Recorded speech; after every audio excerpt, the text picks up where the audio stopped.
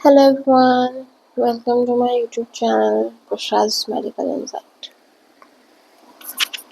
So, in today's video, we will discuss the further part after digestion in oral cavity, which is digestion in stomach. ठीक है, खाना हमने खा लिया, खाना हमारे इसोफेगस से पास हो गया, अब हमारा खाना है कहाँ है? स्टमक में. ठीक है, स्टमक में. सी Digestion starts in the stomach under the influence of gastrin hormone. हमने देखा था स्टमक में डिफरेंट सेल्स होते हैं और गैस्ट्रिन हार्मोन कौन रिलीज करता है? जी सेल. और कहा जाता है गोज इनटू द स्टमक. ठीक है, उसके बाद जो गैस्ट्रिक जूस का जो सिक्रीशन है वो नर्व, हार्मोन और केमिकल, इन तीन चीज़ों से कंट्रोल होता है. हमने ये चीज़ भी देखी है. कौन सी nerve? 10th cranium nerve.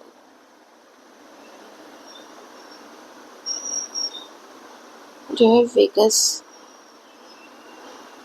Hormone कौन सा? Gastrin hormone. और केमिकल कैफीन. ठीक है, अब हम देखा जाए तो डाइजेशन जो स्टमक में हो रहा है वो 3 फेजेस में डिवाइड हो रहा है. सेफेलिक, गैस्ट्रिक और इंटेस्टिनल. ठीक है, सेफेलिक फेज मीन्स जो हमें भूख लगती है किसी चीज़ को देखकर. मतलब भले ही हमारा पेट भरा हुआ है, ठीक है, भले ही हमारा पेट भरा हुआ है, लेकिन अगर हम जैसे फॉर एग्जांपल हम फ़ोन में रील्स देखते हैं आजकल, तो पेट भरा हुआ है, जस्ट खाना खाकर आए, फिर भी उसके बाद अगर हम रील्स देखना स्टार्ट करें कुछ खाने की, उसके 15-20 मिनट बाद हमें ऐसा लगता है कि वो चीज़ खाए या कुछ खाए. वो होता है सेफेलिक फेज, जो देखकर भूख लगती है किसी चीज़ को, खाने की वीडियोस को या खाने का सोच कर. ठीक है, क्या हुआ? देखकर या सोचकर. उसके बाद है gastric phase. Gastric phase means जब उनको पता होता है कि खाना बस आ ही रहा है. मतलब व्हेन वी आर जस्ट, हम जब पहला निवाला हमारा खाने रहते हैं ना, तब उनको पता चलता है कि हम लोग खा रहे हैं या खा चुके. ठीक है, खा ही रहे हैं. इंटेस्टिनल में when it comes to intestine. ठीक है.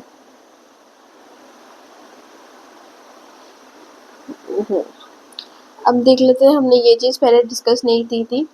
गैस्ट्रिक जूस का कंपोजिशन क्या होता है? गैस्ट्रिक जूस में water 99.5%, HCl 0.2 to 3%, pH 1.5 to 2.5 and 500 to 1000 ml per day इसका अमाउंट होता है. ठीक है,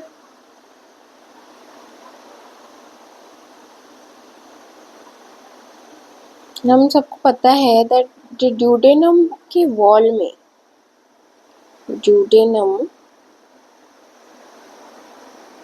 के वॉल में होता है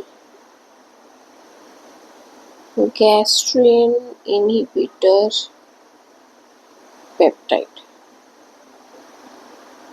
क्योंकि हमारे स्टमक में गैस्ट्रिन होता है.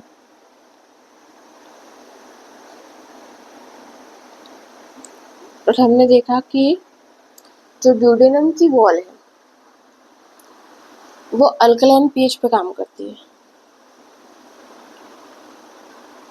और HCl गैस्ट्रिक जूस में है, मतलब वो एसिडिक है। तो ड्यूडेनम गैस्ट्रिन को रोकने का एक इनहिबिटर पेप्टाइड रिलीज करेंगे, जिससे गैस्ट्रिन कहेगा भाई अब यहाँ पे मेरा काम है, तुम्हारा काम नहीं है, तो वो उसको गैस्ट्रिन को रोक देगा। तो वो रोक देगा तो उसका जो एसिडिक नेचर है वो थोड़ा अल्कलाइन हो जाएगा, फिर जाके ड्यूडेनम अपना काम करेगा। ठीक है, अब आते हैं फंक्शंस ऑफ HCl। हाँ, यहाँ पर एक और चीज़ है जो मैंने मेंशन नहीं की है। गैस्ट्रिक जूस में होते हैं एंजाइम्स भी, जैसे पेप्सिन, रेनिन, लाइपेज। ये रेनिन जनरली इन्फेंट्स में होते हैं, बच्चों में होते हैं, ठीक है। और ये सारे होते हैं एक्टिव फॉर्म में, ठीक है। ये सारे होते हैं एक्टिव फॉर्म में। अब देखो क्या है HCl का फंक्शन। ये जो HCl में एंजाइम्स है वो एक्टिवेट करेगा। ये सब जो है ना, ये अनएक्टिव फॉर्म में। क्या है? अनएक्टिव फॉर्म में, ठीक है। उसके बाद HCl में जो एंजाइम्स है, HCl क्या करेगा, उनको एक्टिव फॉर्म में कन्वर्ट कर देगा, जिससे क्या होगा, जैसे पेप्सिनोजेन इनएक्टिव फॉर्म में, HCl से वो एक्टिव फॉर्म में बन गया HCl में pepsin, prorennin, rennin, prolipase, gastric lipase. ये क्या करेगा, जो भी हमने गलती से हमारे फूड में कोई जर्म्स खा लिए थे वो डिस्ट्रॉय कर देगा। और HCl हमारे फूड को क्या करता है, एसिडिक बनाता है। और इस एसिडिक की वजह से क्या होता है, हमारा फूड जो है ना वो अपनी हार्डनेस जल्दी छोड़ के सॉफ्ट हो जाता है।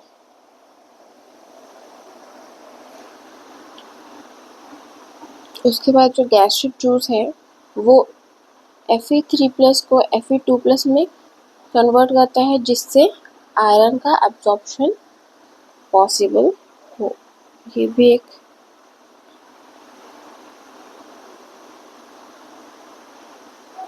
ठीक है।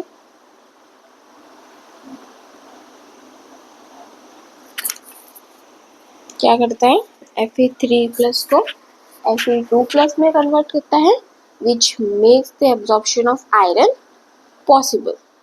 ठीक है। अब एंजाइम्स के थ्रू हमारे स्टमक में कैसे डाइजेशन हो रहा है वो देखेंगे। अब सपोज रेनिन, अब रेनिन से कैसे हो रहा है, अब रेनिन होता है मेनली इन्फेंट्स में, ठीक है, जो कि होता है एक्टिव फॉर्म में। अब केजिन, केजिन होता है मिल्क प्रोटीन, केजिन होता है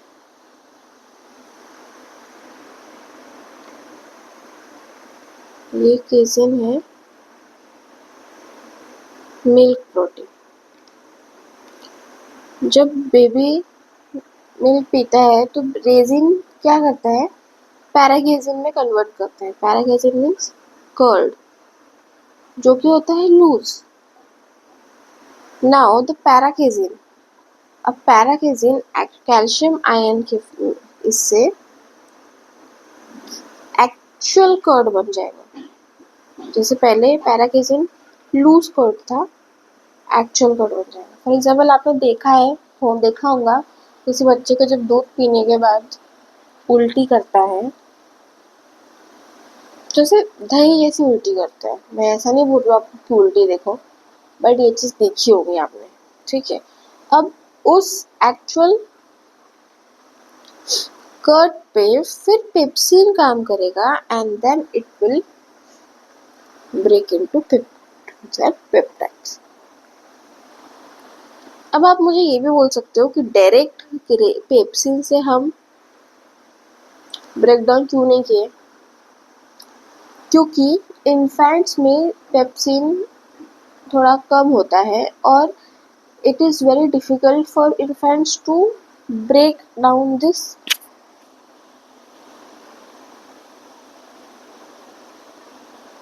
मॉलिक्यूल। ठीक है,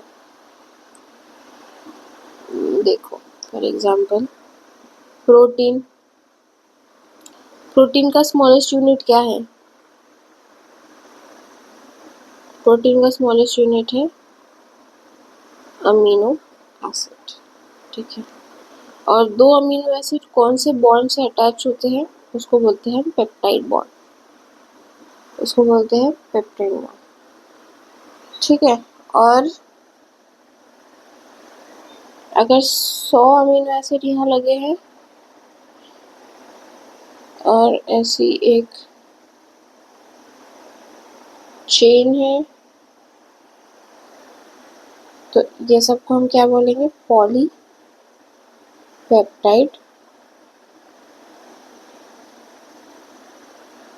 प्लस पॉलीपेप्टाइड। ठीक है, जो कि है एक प्रोटीन। तो ये जितना बड़ा मॉलिक्यूल रहेगा इन्फेंट्स के लिए वो थोड़ा डिफिकल्ट हो जाएगा, इसीलिए पहले casein to paracasein, then paracasein to calcium paracasein caseinate, then calcium paracaseinate to peptones और पेप्टाइड्स। अब देखो पेप्सिन, प्रोटीन पेप्सिन के मदद से पेप्टोन्स, प्रोटीनेज एंड पेप्टाइड्स में कन्वर्ट करेंगे। Lipase fat, lipase fatty acid. और एक चीज, गैस्ट्रिक लाइपेज सिर्फ 1% फैट डाइजेस्ट करता है, 1% फैट डाइजेस्ट करता है। और गैस्ट्रिक लाइपेज जो है सिर्फ इमल्सिफाइड फैट पे ही काम करता है, सिर्फ इमल्सिफाइड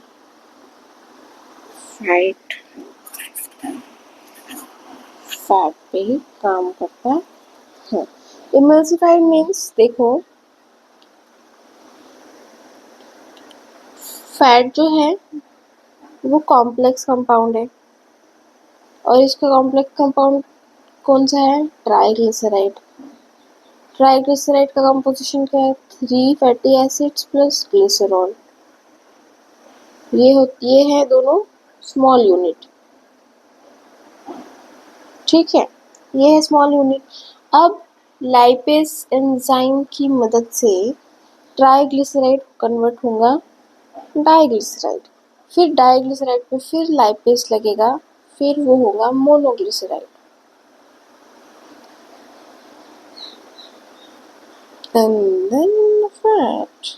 तो ऐसे अगर डायरेक्ट ये चीज़ हम ब्रेक करेंगे नहीं, थोड़ा इमल्सिफाइड करेंगे, तब जाके वो गैस्ट्रिक लाइपेज फैट डाइजेस्ट करेगा।